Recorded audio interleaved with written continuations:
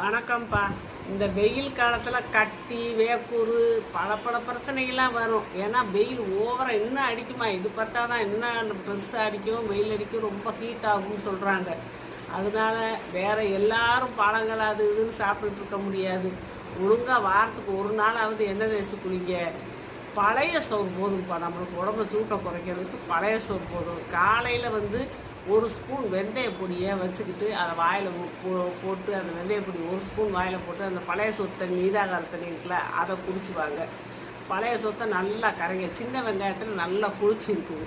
அந்த சின்ன வெங்காயத்தை நறுக்கி போட்டு பழைய சோத்தை நல்லா கரைச்சி வெளியே தயிர் வாங்க வைங்க. வெளியே தயிர் வாங்கினாலும் காசு தானே. பாலை வாங்கி அதை நம்ம வீட்டிலேயே உரைக்கி ஊற்றி அதை ஊற்றி நம்ம வீட்டு தயிரை ஊற்றி சாப்பிடுங்க. நல்லா பிணைஞ்சு அதை குடிச்சிட்டு வாங்க.